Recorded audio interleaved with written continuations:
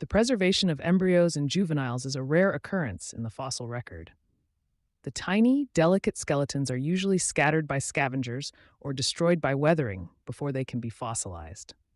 Ichthyosaurs had a higher chance of being preserved than did terrestrial creatures because, as marine animals, they tended to live in environments less subject to erosion. Still, their fossilization required a suite of factors: a slow rate of decay of soft tissues, little scavenging by other animals, a lack of swift currents and waves to jumble and carry away small bones, and fairly rapid burial. Given these factors, some areas have become a treasury of well-preserved ichthyosaur fossils. The deposits at Holzmaden, Germany, present an interesting case for analysis. The ichthyosaur remains are found in black, bituminous marine shales deposited about 190 million years ago.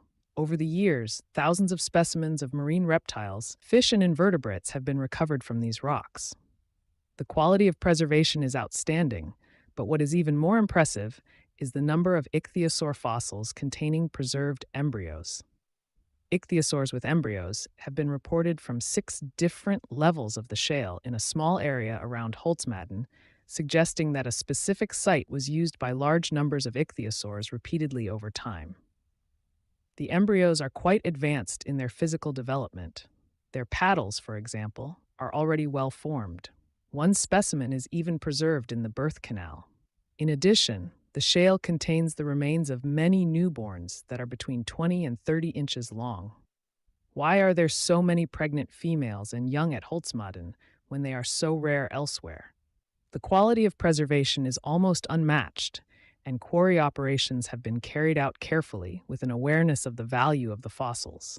But these factors do not account for the interesting question of how there came to be such a concentration of pregnant ichthyosaurs in a particular place very close to their time of giving birth.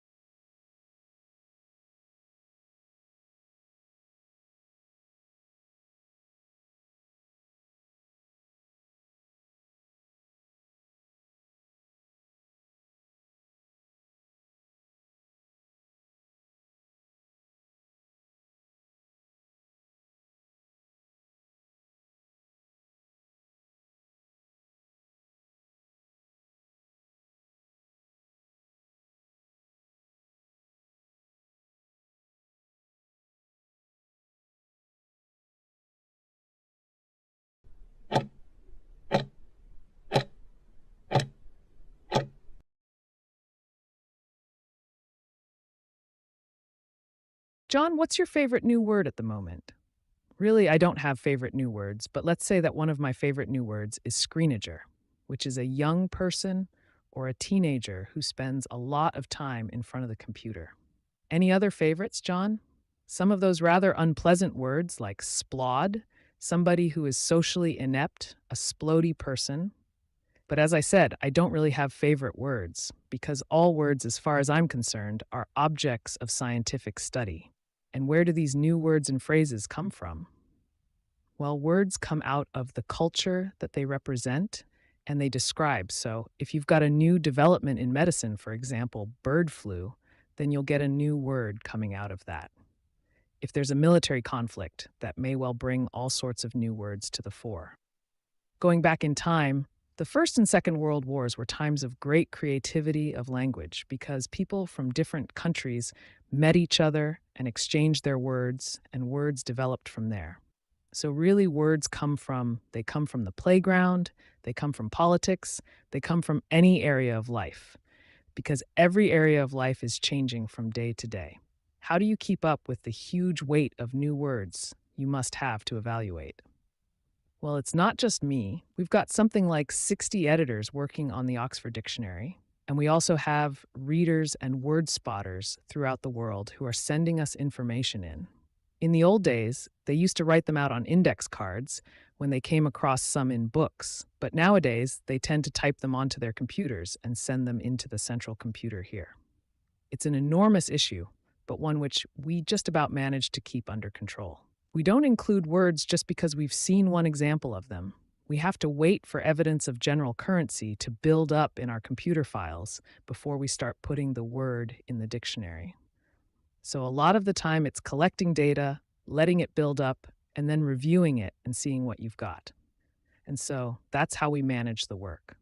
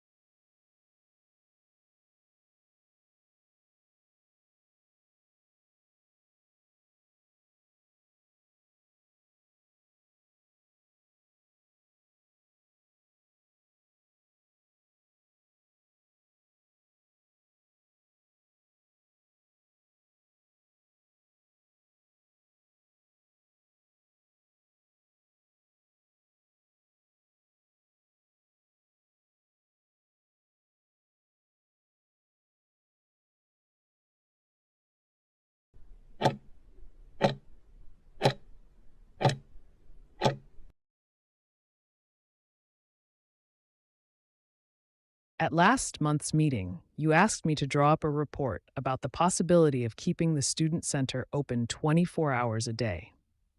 I decided that the best way to assess the need for expanded hours was to talk to the people who were still in the Student Center at closing time.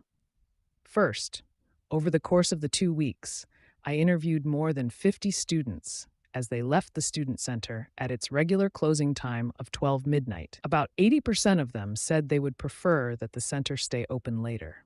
Of the three main uses of the center eating in the snack bar, recreation in the game room or watching TV and studying, by far the most popular late-night activity is, and this may surprise you, studying. Almost all of the people I talked to said that their main reason for being in the center after 10 p.m. was to study in groups or to find a quiet place to study because their dorm was too noisy. Of course, many of these people use the snack bar or TV room for breaks. My recommendation is that we ask the administration to keep the center open after midnight for studying. The recreation room and snack bar can still close at the usual time. This should meet the objection that it costs too much to staff the center from midnight to 8 a.m., which I'm sure will be the first response.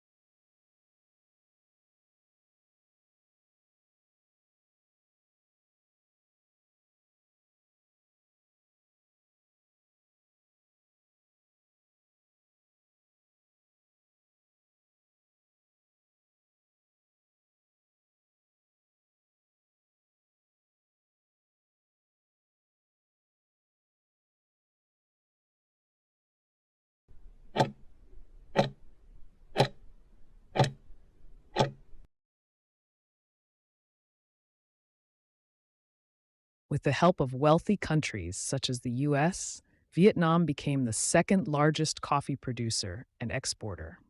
This impacts other coffee producers like Colombia. The lecture is about the changes that have taken place in coffee production. Coffee production increased from 6 billion to 30 billion. The huge demand of Europe and America has made Vietnam the second biggest producer, which has greatly affected Colombia's production. The output of Central America is witnessing dramatic decrease. People's drinking habits are also undergoing changes.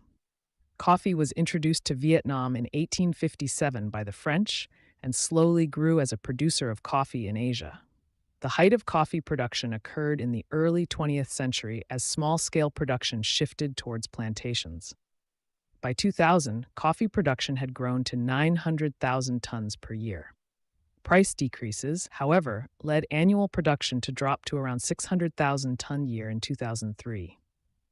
In 2009, Reuters report Vietnamese coffee exports at an estimated 1.13 million tons for the previous year, stating that coffee was second only to rice in value of agro-products exported from Vietnam.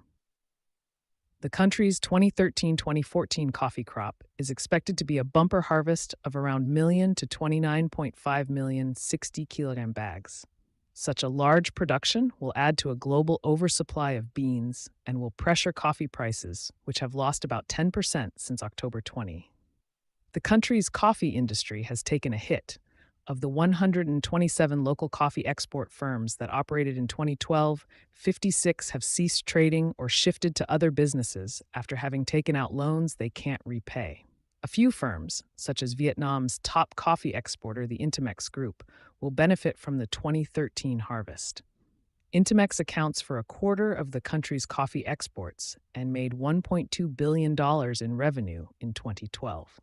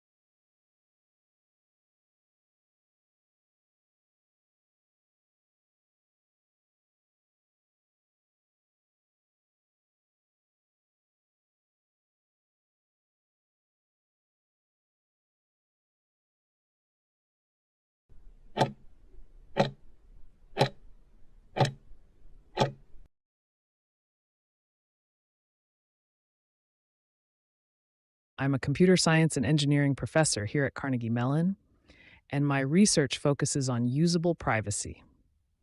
And so my friends like to give me examples of their frustrations with computing systems, especially frustrations related to usable privacy and security. Excuse me. So passwords are something that I hear a lot about. A lot of people are frustrated with passwords. And it's bad enough when you have to have one really good password that you can remember, but nobody else is going to be able to guess. But what do you do when you have accounts on 100 different systems and you're supposed to have a unique password for each of these systems? It's tough. At Carnegie Mellon, they used to make it actually pretty easy for us to remember our passwords.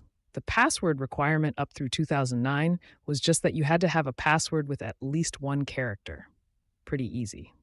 But then they changed things, and at the end of 2009, they announced that we were going to have a new policy. And this new policy required passwords that were at least 8 characters long, with an uppercase letter, lowercase letter, a digit, a symbol. You couldn't use the same character more than 3 times, and it wasn't allowed to be in a dictionary.